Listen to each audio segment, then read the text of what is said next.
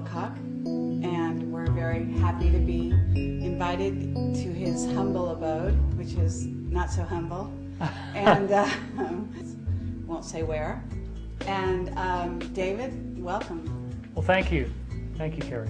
I've had the opportunity to be in the right place at the right time on many occasions with some really amazing people. And I've had a lot of really interesting experiences of my own, going all the way back to very early in my life. I read this book actually when I was 7 years old.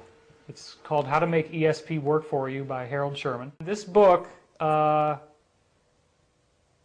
about ESP as if it were something that most people didn't understand, didn't know about. And that surprised me. Most kids in my grade were reading Clifford the Big Red Dog, and this book was obviously a lot more intense than anything most kids would read at my age. There were no pictures. It was kind of scary. You're looking at these little bitty words and trying to, follow it. But I was just so fascinated as a child with the concepts that that I just got into it. And the other thing that I felt really drawn to at that age was books on hypnosis. And I read both of these books beginning when I was 7 years old as well. I somehow felt that there was a connection between hypnosis and ESP, and didn't understand why I felt that way until much later.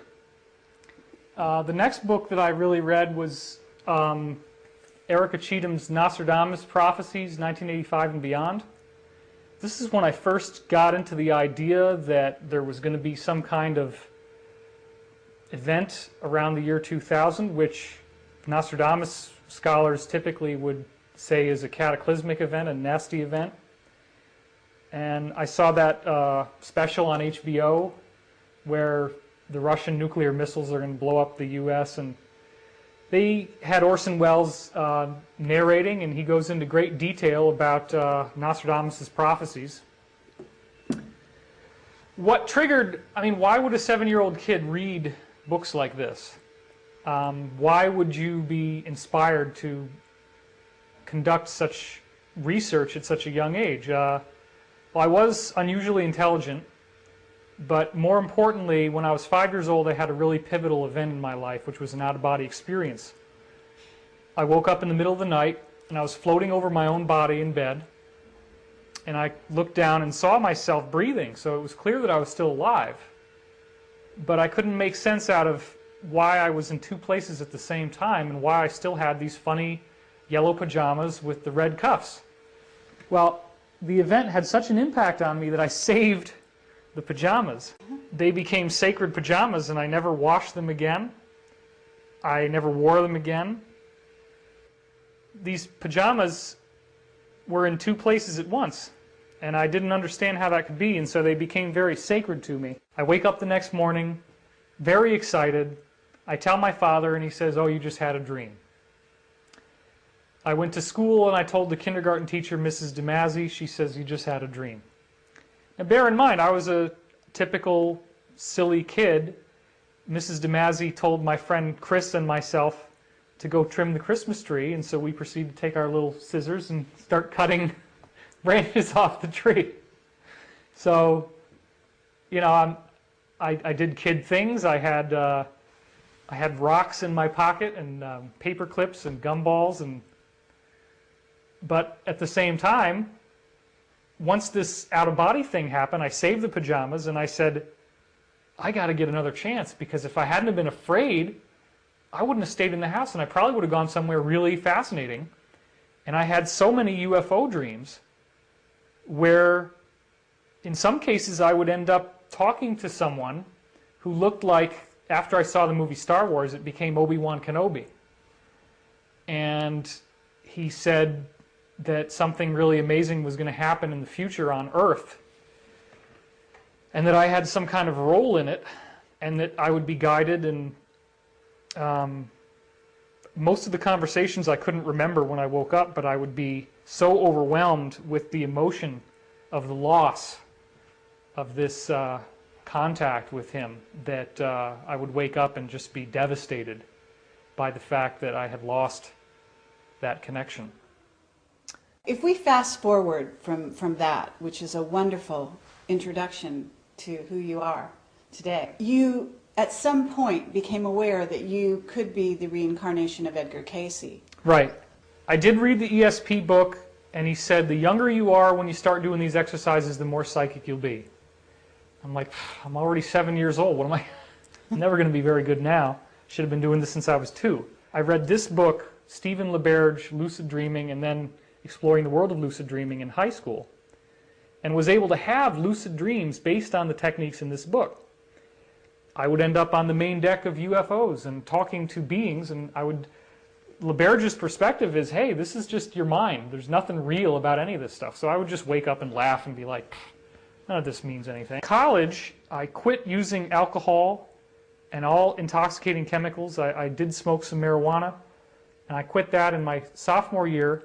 6 months later, a friend comes in to my room. He had traveled a long distance to see me, and he was white as a sheet of paper, and he said, I got to tell somebody what just happened. What are you talking about? He said, I just had a conversation with my physics professor, and he said UFOs are real. Give me a break, man. Come on.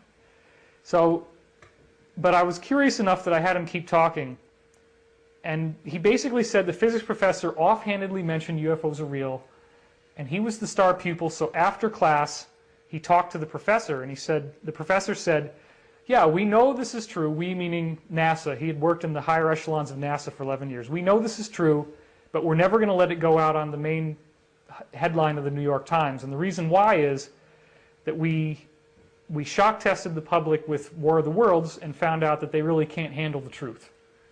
Because they're going to think that they're being invaded, they're going to think, they're going to panic, the economy is going to go belly up, so we just can't let this out. So there's a gradual indoctrination going on, getting people into this information.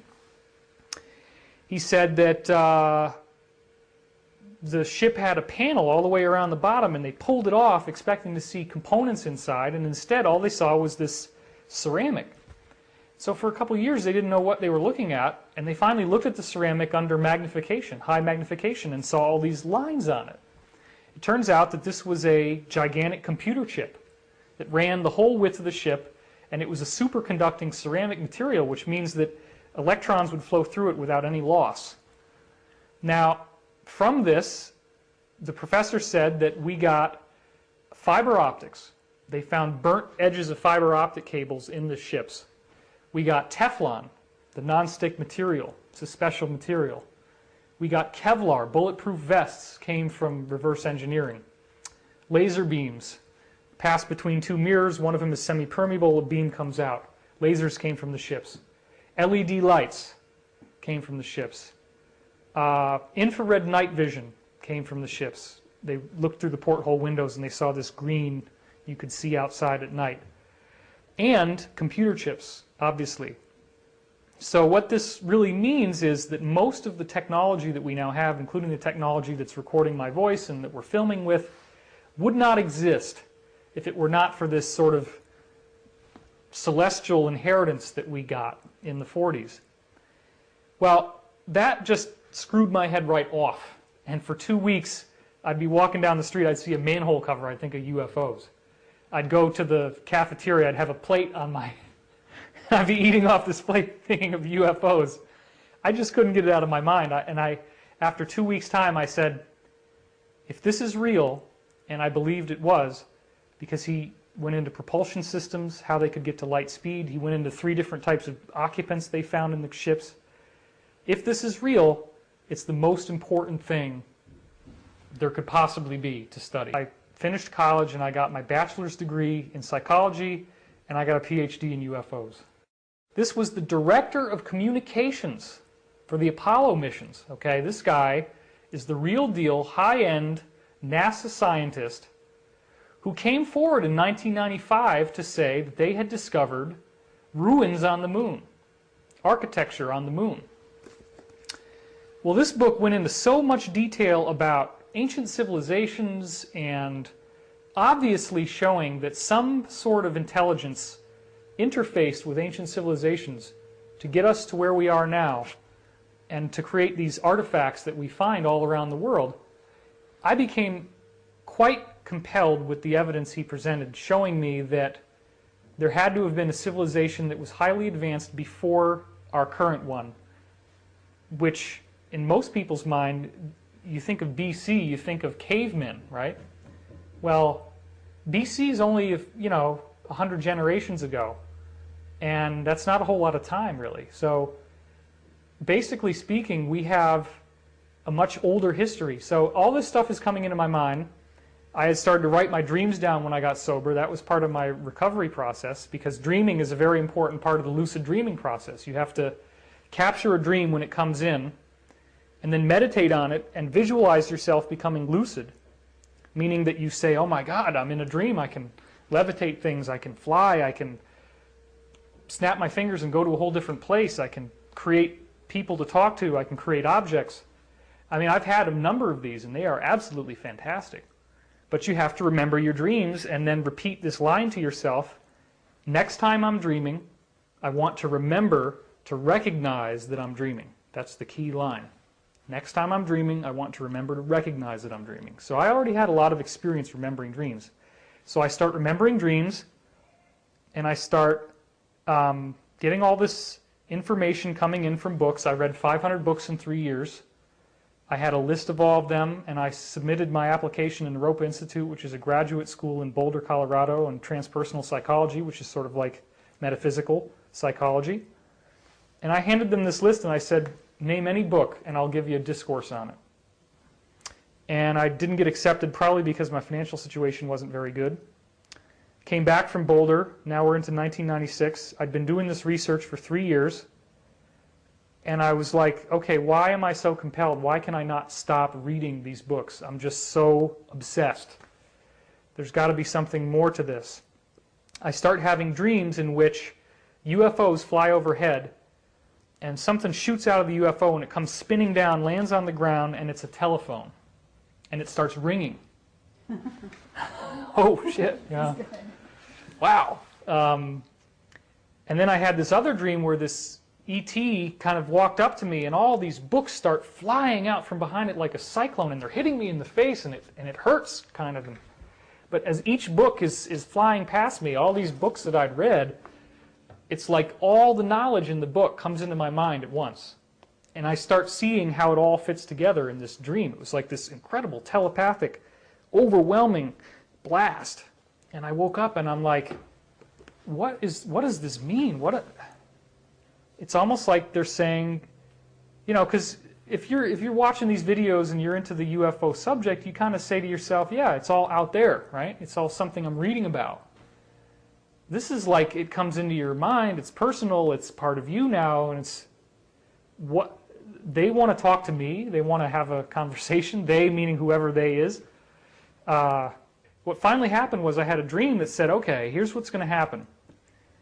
You'll be able to hear, it was a ghost that was talking to me in the dream, and he said, you can hear me, but nobody else can. So I'll tell you what to say, and then you just dictate it into a tape recorder.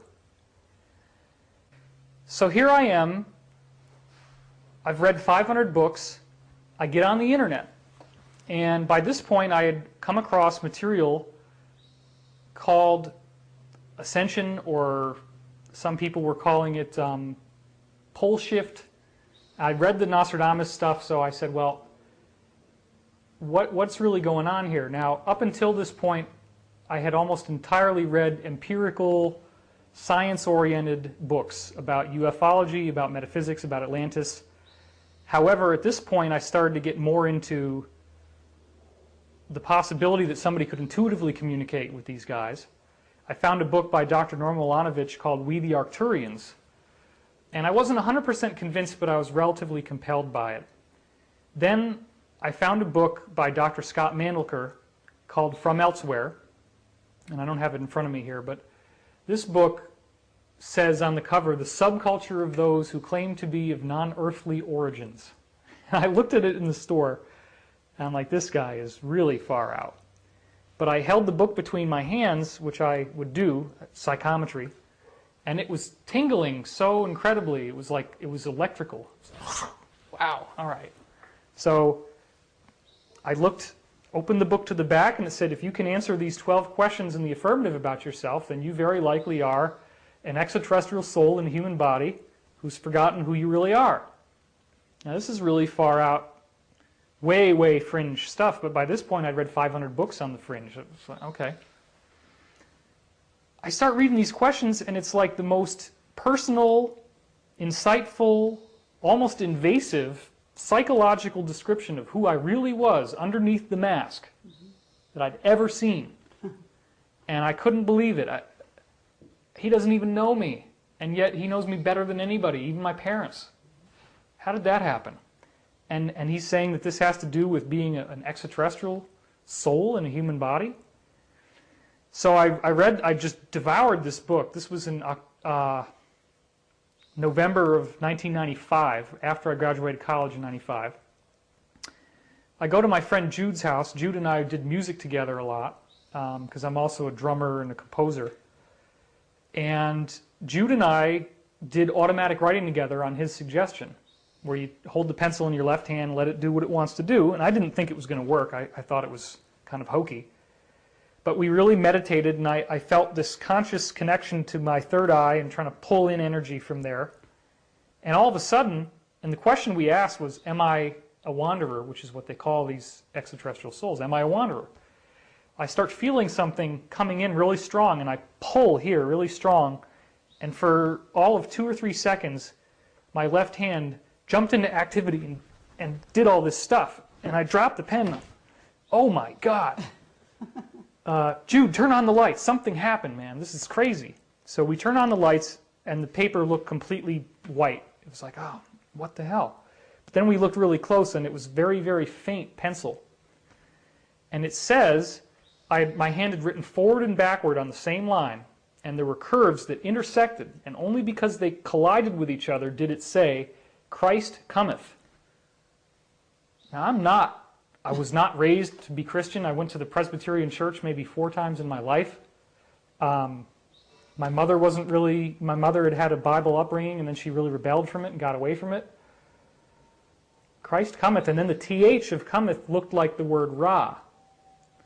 Well, that's like the Egyptian god or something. What's that all about? Well, in the book that I had been reading from Scott Manelker, the entity that he based all this stuff on was called Ra. And it was a series of 4 books originally, then 5, called The Law of One. So after this happened, there was more than that. There was an encoded message. It said EC 4057 and oxen, and the and was a little ampersand symbol. The oxen I understood. I'd worked at a fair over the summer, and I bought a statue of an ox, which I thought represented my becoming a beast of burden in the working world.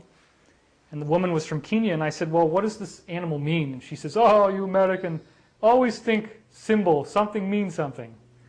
Okay, well, this is an ox, right? You hitch it up to a plow, and it plows the field for you. She says, no, it's water buffalo, very dangerous. You get within 500 feet of this, you pray for death. So that surprised me. I said, okay, that means that somehow all this stuff I'm going through is going to help me be really strong. And going through the working world doesn't mean I'm going to be submerged, because I got out of college and I'd had my bills paid, I'd had all the books I could read, and then I had to support myself with like minimum wage jobs, and I did not want to be doing that. So I felt like I was going to be this burden, this beast of burden. Instead, the water buffalo is a powerful symbol. So here I am, months later. By this point, I'd gotten fired from the mental ward for being too friendly to the patients. And there's this EC 4057 at the beginning. Well, Jude says, hey, EC, isn't that like a Bible, like Ecclesiastes? And it says Christ, right? So, okay. So we found the Bible, and there was no verse 40. But then we remembered, or Jude remembered, the whole chapter verse thing only happened later. Originally, you measured it by the number of verses from the beginning. So we counted 40 verses from the beginning. I'd just gotten fired from the mental ward, right? That's why I was upstate where my family was. Well, the first line says, for what hath a man toiled and labored under the sun? This too is meaningless. Then the very last line, line 57, said, to eat and drink and be happy in one's toil. This is the grace of God. So it was like somebody was up there with the Bible saying, all right, let's give him this. And then my hand does this thing, and it says, Christ cometh, and then it gives me a Bible quote, and it mentions the ox about my work, and then the Bible quote is about work, and in the middle was that famous line, which was turned into the song Turn, Turn, Turn by the Byrds, to everything there is a purpose, to everything there is a season, and time for every purpose under heaven, a time to be born and a time to die, a time to gather stones together, you know, all those things, all those opposites, and I was at a real turning point in my life. So I felt, okay, this is really powerful, crazy, but what do you do with it? I mean, after that, life just kind of returned to normal. So a few months later, I get this bill from my ex-girlfriend. I had a Japanese girlfriend in college, and we'd had a big, long argument on the phone, and I got a phone bill for like $200 or something. And I couldn't pay it, and I freaked out because it was going to make me broke. I was working for $5.77 an hour, taking care of developmentally disabled people in a residence facility. And I started screaming and crying, and I said, if you're out there, I want the fucking proof right now. I'm sorry. Just beep that or something. No, okay, cool. No, really, I mean, it's fine. People have told me I shouldn't swear, so. Okay. So if you're out there, I want the proof and I want it right now. Okay? So, and then I'm looking out the window and seeing if there's going to be UFOs in the window, and nothing happened. And then I'm trying to levitate this napkin on my plate, and it didn't levitate. My friend ended up calling, and he was going through AA and rehabilitation, and I realized, you know, I'm a heck of a lot better off than he is right now. And by the end of the night, I'd forgotten about it. Next morning, my buddy had a housemate, and he delivered pizza. He didn't even get home until after I went to bed that night. So he slept in until like 10 or 11 in the morning, and we had a rule, don't call us in the morning, period. So this one morning, the next morning after this happened, I get this little itch to go outside, start the car, so that I could warm it up because it was wintertime, really freezing outside. So I go out, I start up my Subaru, I come back inside, and there's Eric with pillow creases on his face, and he's on the phone. Okay, why is he on the phone? He hangs up the phone, he says, dude, I had a really strange dream about you. And I'm like, I can't listen to your dream, I gotta go to work, I'm late. Yeah, but this had UFOs, all these UFOs were in it, man. Okay. I'm listening, right? So I'm listening. So he starts going into this dream in which this whole fleet of UFOs flies overhead, and people start panicking and running, and they're all hiding under things. It was like a big mall, but there was no ceiling on the mall. And everybody evacuates except for my ex-girlfriend, and he didn't even know that I'd had this event happen about her, and him and me. One UFO stayed, and this pillar of light comes down, and there's a flat disc on the bottom, okay? And there's a man standing on the disc wearing a white robe and sandals, but it clearly was not Jesus because he had gray hair and a gray beard. This is like a wise old man archetype. Well, he starts doing this discourse, and he says, we are your brothers, your long-lost family. You came from us, we came from you, we came from the one. We are all one. We are all connected. We are here now at this time because you are about to go through this amazing, fantastic, energetic enlightenment of your entire planet. Right now you're only seeing the bad part where you have the earth changes and you have the upheavals in your government and you're starting to see the rottenness in your society, but what comes after this is a golden age, far more incredible than you could ever imagine. And we are here to help you through this transition. So he eventually stopped. He gave this whole ascension discourse. And he's just standing there. And the girl says to Eric, shouldn't somebody go talk to him? And Eric says, well, I'll leave that to Dave. He's the UFO guy. He'll know what to say. So apparently they kind of prodded me along. This is his dream. I walk up to the guy, and he recognizes me. And we say some strange word to each other that wasn't in English, and then we hug each other. And he has his arm around me, and he looks at Eric very serious now, and he says, it is very important that you know that he is one of us. So Eric tells me all this, right? So then I didn't even have time to think about it. I'm like, oh my God, okay, that's the whole dream, great, gotta go. And I'm like driving to work and I'm passing people and I get to work and it's a terrible day. And then I got out from work and I was gonna go visit my mother. So the next thing you know, I'm on the New York State Thruway driving north up to Albany. It's pouring rain, my windshield is fogging over, I can't see anything, it's very deadly, I might not even make it alive. I'm hydroplaning as I'm driving, and all of a sudden in this condition where I'm just almost in tears already from that day, and just such a terrible day, I realized, wait a minute, I asked a question the night before in prayer, basically, and I got the answer, and the answer is yes. You are, you know, one of us. I pulled the car over to the side of the road, and I just lost it. I mean,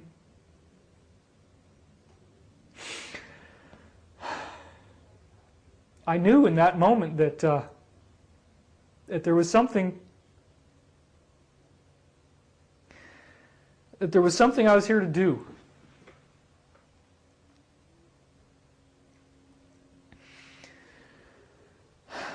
And you know, when you really bring yourself back to that point where you first heard it, it's still just as potent as when it happened. And so my experience after that was again like, okay, what's next? What's going to happen now? That's when I started to get these dreams saying that we want to communicate with you. A year after I first had the automatic writing, I had now joined Richard Hoagland's discussion group online and met a guy named Joe Mason who had created a website soon afterwards called greatdreams.com. And he talked about something he called the dream voice. And he said, when you wake up in the morning and you can first remember your dreams, listen to the background noise in your mind and just write it down, no matter how cryptic it is or how nonsensical it sounds. Don't analyze it. That's the most important part. Do not try to understand it. Do not pay attention to it. Just let it flow through you and write it all down. Well, I was up so late and he's telling me all this great information. I'm falling asleep and I'm just trying to write it. I wake up in the morning and it's like I can still hear his voice. So I just start writing it down. And I get all the way done and I have 8 pages of material and it's weird. It almost sounded like schizophrenic ranting. But it said some very interesting things. And one of the things it said was, you know, you should visit Chichen Itza, the Mayan pyramids. You can go there with your mind. Okay? You can go there with your mind. Well, that's astral projection. That's something I've been wanting to do all these years. I had the lucid dreams, but I'd never really been able to walk out of my body from a conscious state. I really wanted to be able to do that. So I'm reading this for the second time, really understanding it, and the phone starts ringing. And it felt like there was this tugging energy on me from the phone. Hello? Hey, Dave, this is your buddy from the Pine Bush UFO group. You want to come to a seminar on astral projection? I mean, again, I know that it's not likely that anybody's really going to want to believe this, but I mean, this is what really happened. I tried to get to the seminar. I got lost on the highway. I never made it. I ended up having to come home. So there were a lot of really synchronistic events happening. I started to get these readings. On the first day, it also said, one of our women, Teresa, a sibling, inoperative. The Christian, psychically. One of our women, Teresa, Mother Teresa, a sibling, mother. One of our women, Teresa, a sibling, inoperative. Something went wrong. Something's with her health, maybe, right? The Christian, Mother Teresa the Christian. One of our women, Teresa, a sibling, inoperative. The Christian, psychically. 5 days later, Mother Teresa had a massive heart attack. Oh my gosh, right? So then a little while later, and this is one of the stories I tell in the book, which we'll get to in a second, I did a reading for my housemate, Eric, and it said to him, you would be happy to know that your student loans for New Paltz have come in. And this is the college we were going to, State University of New York at New Paltz. Well, that didn't make any sense because he graduated from New Paltz already. So I actually asked it to be rephrased, and it said, "You'll be happy to know your student loans have come in. You should visit New Paltz." So I told Eric about all this, and he was now a graduate student at SUNY Albany. Well, about a month and a half later, he walks into the house. He says, "Dude, you better sit down for this one." "What's going on, man?" He says, "New Paltz called my mother. They were cleaning out the bursar's office, the financial office. There was a file cabinet up against the wall. It was one of the last things they had to remove. They pulled the file cabinet away from the wall. There's an envelope behind the file cabinet. Inside the envelope was a check made out to me, Eric, for $900 uncashed Stafford loan. And we needed about $879 to be able to pay our rent." So this was just like, wow. How did they, and then you start going through these loops in your mind, like, okay, how could this possibly have been done? What started to happen was that I would have a stack of cassette tapes. I would get about a month behind a lot of times on my transcriptions of this. I would dictate my dreams, and I would dictate whatever words I heard. The words were basically like a wisdom teaching, talking to me and saying, you know, spiritual principles, spiritual growth. Talking about this ascension, saying there's this amazing thing that's going to come in your future. The whole planet is going to be going through this shift into a golden age. But I would get behind, and I'd have these stacks of tapes. And I would sit down a month after I dictated it or whatever. I'd start transcribing, and it would describe what I was doing right before I sat down at the computer, over and over and over again. You may remember that back in the 90s there was this little toy called a Tamagotchi. This little orange plastic thing, and little teenage girls would have it on their belts. And it was like a little chicken, and you'd feed the chicken by hitting the button. And so I had just gotten back from the convenience store. I saw a little girl with one of these things on her belt playing with it. I get home, pop in the tape, start transcribing it. And in the dream, I'm saying, I'm seeing this little girl with some strange orange toy on her belt. A couple of years later, another really dramatic story was I had a girlfriend at the time, Sabrina, as I call her on the website.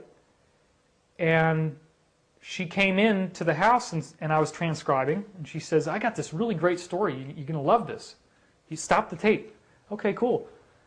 I just met this guy at the ARE. This is the Edgar Cayce Institute. I was now living in Virginia Beach at the time because the Cayce readings had said it was a safety land, and I felt that was a trustworthy thing, safe from earth changes or whatever. So she says, "Yeah, this guy just stopped in for one day. He's an old friend of mine, and he was telling me about this building where the top floor was built to look like a UFO. Little porthole windows you could look out. It was really neat." So I say, "Oh, that's cool." So then I go back and I hit play, and I'm transcribing. I'm seeing a building with the top floor looking like a UFO. So I'm like, "Come over here." Hit play and took my headphones off, and we're just looking at each other like, you know, the hairs are standing up, right? It's, oh my God. So, long story short, I'm getting all these synchronicities all the time, and I'm saying, this is world-class data, but do you think I want to go public about being an extraterrestrial communicator? Heck no. I'm working for $5.77 an hour in a developmental disability facility. The last thing I want to do is end up in the mental ward again, but as a patient, not as an employee. So I'm living this double life. By day I'm working, and at night I come home and I'm transcribing tapes. And these readings are coming through, and they're beautiful, amazing discourses on spiritual growth, enlightenment, consciousness, ascension. Whew. So finally the source, to make a long story short, tells me, you know, I finally had an out-of-body experience. And one of the things that you want to do when you go out of body, if you're a guy at least, is it's your desire body, it's your subconscious, so you want to have sex, right? So I tried to conjure up a partner. And then I would be standing there with my pants down, and then there'd be all these people standing around pointing at me laughing.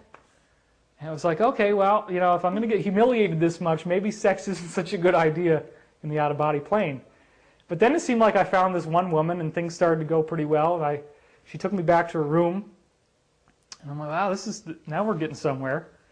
But then she had a roommate in the room, this guy, and it's like the room is a mess. And so I start trying to convince them, hey, look, you know, I'm out of body. None of this is real. Watch this. And I took my hand and shook it and turned it into a bowling ball. And then detached it and rolled it down the hallway. And then when I do that, they just kind of like dissociate and they wouldn't look at me. And then if I'd stop trying to do stuff like that, they'd come back. But when I try to tell them I was out of body, they would like lose track of my talking. So I finally said, isn't there somebody who knows what the hell is going on around here? Right? And I turn around and there's this woman and she's just looking at me with this incredibly serene face. And she's got gray hair and a purple dress. And she's standing there and she's not saying anything, and I realize I'm paralyzed. I can't move. And I'm looking at her like, okay, what's going on? I can't move. And I keep waiting for something to happen, and I'm getting really freaked out, you know, because I'm paralyzed. She goes, you know you have to move, don't you? No. Well, I know you said something about Virginia Beach and da-da-da, and as soon as I said Virginia Beach, it was like I was free. And then this other woman comes out. I go down a hallway and there's all these doors, and a door opens and this woman comes out and she says, you're from Bloomingtown. That means you're blooming, doesn't it? I lived in a town called Bloomington. So I'm like, all right, I guess I got to move to Virginia Beach. So it wasn't easy. I had $700, threw all my stuff in the car, drove down there, got a list from the ARE, Association for Research and Enlightenment, the Cayce organization. And this guy who I'd connected with, Francis Spohr, the art director of Venture Inward magazine, the Edgar Cayce magazine, says, I have got to meet you as soon as you get here. And, okay. Because I told him I was doing these readings and stuff, right? And I walk in, he walks up to the door because I ended up renting a room from his friend who lived in the condo across the way from his. And he opens up the door and he looks at me and he goes, my God, it is unbelievable. It's me. Me? What are you talking about? He's like, you look exactly like Edgar Cayce. Exactly. Oh, man. You know, I'd already had this experience before I left from New York, in which there happened to be the only Northeast ARE study group was just a few miles away from my house. This guy Skip Weatherford was running it. And he secretly, you know, we were having these study group meetings in public, and he didn't want me to tell them, but on the side we were doing these hypnosis sessions where he would hypnotize me and I would end up channeling, and I was reading his mind. I would answer questions that he would ask before he would ask them out loud. And at one point, apparently he said, well, it's so strange that you can do this. And apparently in the channel, I opened up my eyes and I looked at him and I said, it is by nature of the continuity of consciousness that I can do this. It freaked him out because my eyes are black, you know, they're just like, it didn't look right. But that was also strange because I had these two crystals I would use under my hands when I do the reading. I put my hands on the crystals, and exactly as I did, this bolt of energy comes out of the wall from a wire, like about this long. And then he said, as soon as I left after that day, all the power in the house went off for exactly 1 hour. So strange things were going on like that. And then one day he says, you got to come over to my house right now. Right now. I don't really, no, I'm serious. Right now. Okay, fine. So I go over there and he's got this magazine, and there's a cutout in the middle of the magazine with a picture in it. And the picture is of a face, and the face looks exactly like my face. And he says, throws it down on the desk, says, who's that? I'm thinking, okay, well, I've never been published, I've never been in print, it's clearly my face. And then I'm thinking, okay, well, all right, it's got to be the ARE magazine because it's got that pencil style that they use on the cover. Edgar Cayce. Yeah, but who else does it look like? Oh, man. So I'm just like, I do not want to be Edgar Cayce, okay? So then, but then I get this out-of-body thing. You know you have to move, don't you? And then you're from Bloomingtown. That means you're blooming, aren't you? And all this stuff happens, and so I go to Virginia Beach. The next thing you know, Francis is saying, I got to get you a meeting with Robert Smith, the director of the Venture Inward magazine. So we go to this Nawab Indian restaurant, which is down in Virginia Beach, a few streets back from the ocean front. I forget what the street is. Anyway, apparently I was sitting in the restaurant and I turned over and looked at him like this. And there's a picture of Edgar Cayce working at his desk and turning and smiling. So he walks in the restaurant and I look at him like this, and it's the spitting image of the photograph. And he says to me, you know, he eventually confessed, he was trying to stay cool. He said, when I saw your face, I almost fell over backwards. You are exactly the same as Edgar Cayce in the way you look. Long story short, I ended up meeting everybody in the ARE. I'm living with a guy who's a Cayce scholar. He starts telling me all this stuff about Cayce, because I hadn't really read too much about Cayce. I'd read about the Atlantis stuff, which I found fascinating. But other than that, I knew he was psychic, and I felt his work could be trusted, but I hadn't really gotten into it, because there's, 500, 600 Cayce books. But here's this guy I'm living with now as a result of the ARE contact, who had been best friends with Gladys Davis, who was Cayce's apparently soulmate and secretary. I heard all the inside stories you don't usually hear, including the fact that he'd stepped on a stick and it went through his testicle, and one of his testicles was dead. I heard all these stories about what the readings said about Atlantis and how all these people were reincarnations of each other, and they kept reincarnating in groups together. And he kept kind of saying, you're probably Edgar Cayce reincarnated. And oh my God. Then we actually had Tom Johnson, the owner of the Heritage Store, which sells Cayce products, come into the house one night. My God, he looks just like Edgar Cayce. Here we go again, Jesus. So finally, he said, my contact Jim says to the guy I was living with, says, you got to ask your readings. You can't let this go on much longer. By this point, I knew I could trust them. So I finally said, I asked it in a very strange way, because when you're in trance, you're trying to get your mind conscious enough that you can actually ask a question, and then you have to sink back down to get the answer. So I said, I would like to incubate a question on my identity here related to Edgar Cayce, because I just couldn't say, was I Edgar Cayce in a past life? Well, the answer comes back. It says, Table Rock, which I don't know why they said that. Still don't know. This is our boss.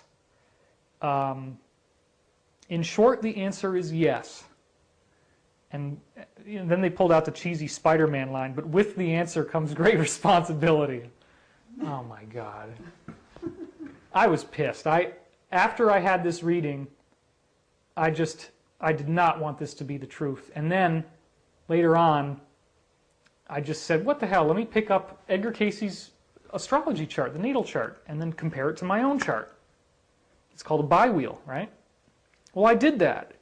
And we've got Moon over Moon, Mars over Mars, Mercury over Mercury, Venus over Venus, Sun over Sun, and then Jupiter, Saturn, Uranus, Neptune are all in these perfect aspect ratios to each other. 30 degrees, 60 degrees, 9 degrees.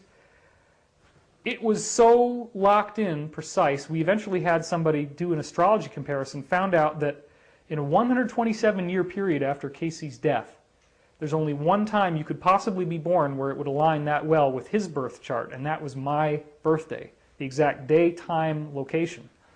Furthermore, it was also in the Chinese zodiac year of the ox. The ox. Oh my God. There it is again. So when I saw the natal chart, I literally ran into the bathroom and I'm hovering over the toilet, like ready to throw up. Because what do we know about Edgar Cayce? Cayce had a reading that said, in 1998, Rata, the priest, will return. Meaning Cayce's past life in the Atlantis apparently was this guy who helped design the Great Pyramid. He was one of the chief architects of the Great Pyramid.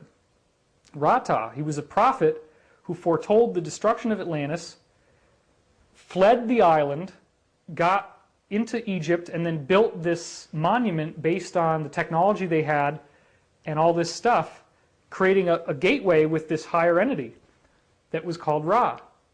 Now that's not really in the Cayce readings, except in a few places they mention Ra and Rata as two different entities in some prayers, which we have in the book. So then the source tells me, you have to go to the ARE and tell them about this. Oh my God, no way. I finally got dragged kicking and screaming into doing it. I had a meeting with somebody, told him the whole story, and he says, we get somebody in here every week who thinks they're the reincarnation of Edgar Cayce. Everybody's hip to this 1998 thing and when he's going to come back. You're just another number. Get out of here, kid. But he also invited me to sell candy bars at a play they were running called Man of La Mancha. He says, well, you know, let's just get you out in the community and see if anybody else recognizes you. So it's a really funny story, anecdote, to say Edgar Cayce returned to the ARE and they gave him a job selling candy bars. Impersonating Edgar Cayce, right? Yeah. So the last thing in the world I wanted is to be somebody else. How many Elvis impersonators can you mention by name? It's not like this is an honorable thing for me.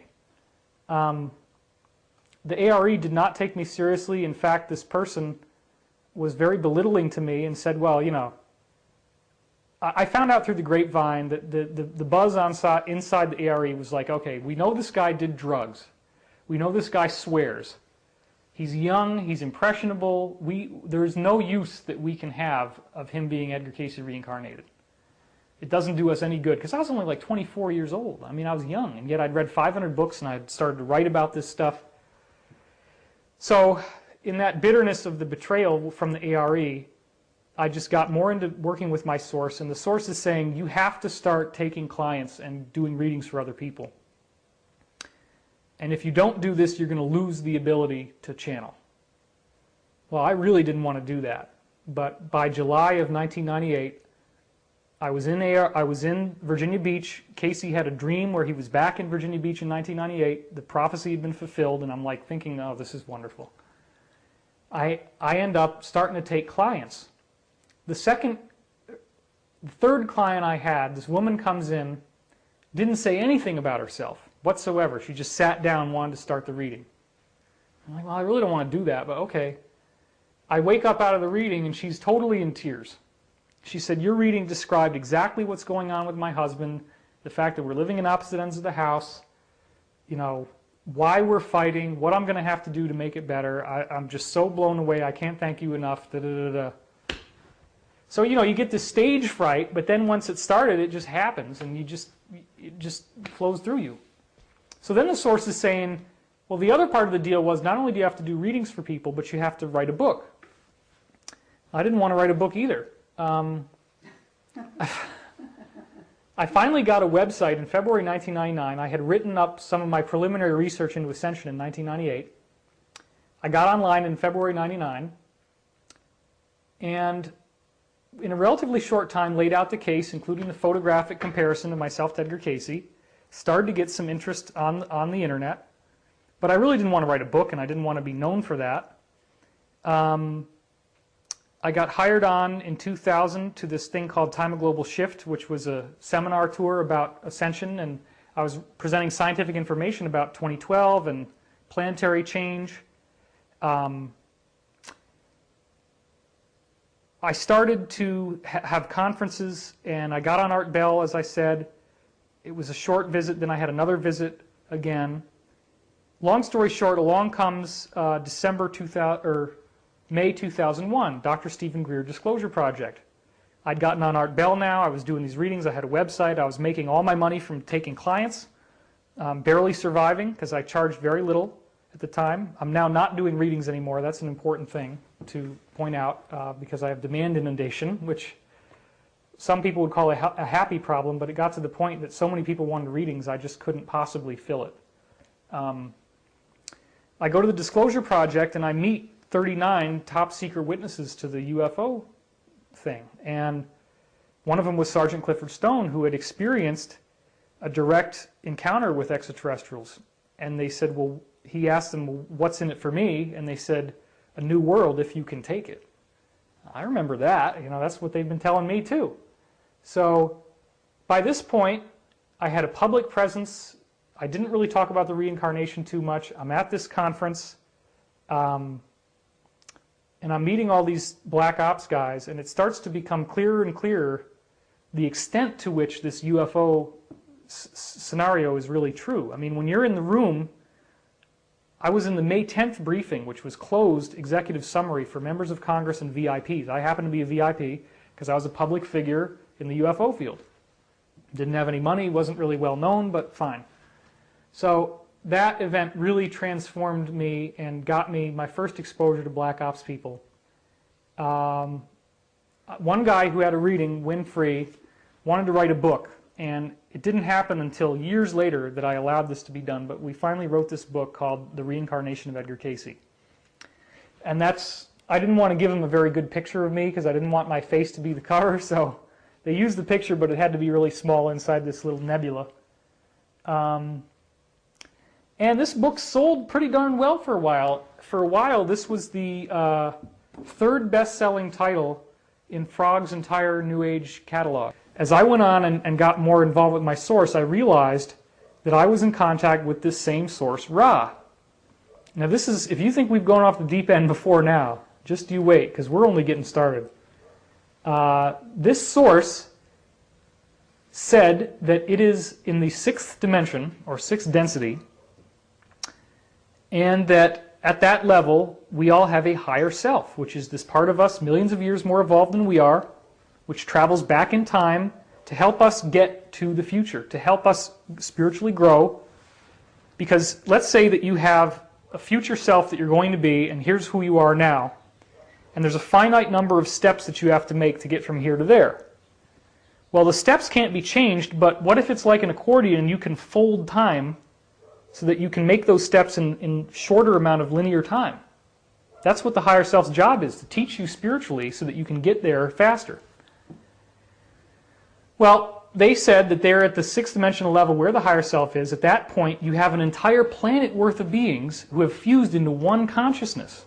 But it's not like the Borg, like the nasty hive mind thing. This is a positive thing where everybody's thoughts are one. They said they originally started out on the planet Venus 1.5 billion years ago, that it was like Earth and it had people like us, that they evolved and they grew through 4th dimension, 5th dimension, they were now in the 6th dimensional level. Now, there would be no reason why I would believe something so far out as this, except that this data that was in this book, scientifically speaking, correlated with so many other things I had researched, which only came out after the material was channeled in 1981. So how is that possible unless there's something authentic happening? And then I started to have personal relationships with the source. Let me tell you one very interesting story. A woman was having UFO visitations in her apartment. She'd be lying there in bed with her husband in the middle of the night, and there'd be this beaming light coming in the window, and entities would appear in the room, sometimes take her on board the ship. So she found my website, wanted to have a reading. Well, what I would do at that time is I would sleep on it, and I'd wake up in the morning with a dream and then do the reading, and then I'd call the person that afternoon, tell them for 15 minutes, which always ended up being an hour, what the reading said, and then send them a tape in the mail. So I called her up the day after the reading. She knew when it was going to be. And she said, "Did you dream anything last night?" "Oh, yeah." I said, "Yeah, I had this dream where I was stuck inside a giant cathedral." She starts losing it, sobbing, going crazy on the other end of the phone. I'm like, "Are you okay? What is going on here?" She said, "Last night, it happened again." What happened? The light. Outside the window? Yeah. And, well, this man showed up in the room. And he was in a white robe with the gray hair. I know that guy. He said, "I'm going to tell you something very important. You need to write it down, or else you won't remember." She says, "Okay." He says, "Remember the giant cathedral." So then and she just went nuts. I mean, it was crazy. And so I said, okay, well, I guess this source can make house calls in certain cases. Later on, I'm in North Carolina, visiting a friend, again, ARE person, who's very into the idea of Edgar Cayce coming back. And I'm out in the field meditating, and you get to a state of divine indifference where you really don't care about anything except the oneness and the peace of that moment. And I open up my eyes, and I see this disc in the sky, right? And it goes behind a cloud, and the cloud blows away, and the disc is gone. Oh, wow. Now I've seen a UFO. I always wanted to see one of those. Okay. The only other thing that I always wanted to happen that now should happen is I need to have a ball of light come into my room and give me an intelligent message. So then I kept meditating, didn't think anything more of it. Call up my father a couple days later. You'll never guess who's on the other end of the telephone. I say, let me guess, my brother. Yeah. Like, Dad, you realize that this is psychic ability, right? Oh yeah, your ESP thing, whatever. I mean, I actually did eventually prove to my dad that something was going on because he worked at a publishing office and he had this woman there and I didn't know anything about her, and I walked up to her, held her hand, looked in her eyes, told her whole life story. And I can do that. When I meet somebody new, I can go into this place and I just tell them their life story, and it gets tears and it gets intense and it's really powerful. It's the easiest time to read somebody's when you first meet them before your mind is colored with any new data. So my brother is talking on the other line, and I say, yeah, I had this really cool thing where I was out in the field meditating, and I see this tiny little disc looking thing, like a metallic thing, and it went behind the cloud, and the cloud blew away and it was gone. And if it was an airplane, it would have kept on going, but it disappeared. It's like, I always knew there had to be UFOs. I mean, I'm sure this is real, but who cares? The only other thing I said was that I needed a ball of light to appear in my room and give me an intelligent message. My brother goes, what did you say? A ball of light appear in my room, give me an intelligent message. He said, oh my God, what's going on? The other night, I was in my room and I was meditating, and my head started dropping back like this, and I see this ball of light appear in the room. And it gradually lasted 10 minutes. It spread into this vortex on the ceiling that was all like different shades of luminous blue. In the middle it was almost like lightning colored, and then it just got dimmer and dimmer, but there were these layers of it, like ripples on a pond. And it formed this vortex, this cone that was going up into the air. And then I kept watching this, and it finally faded out and formed a kidney-shaped energy between myself and my girlfriend.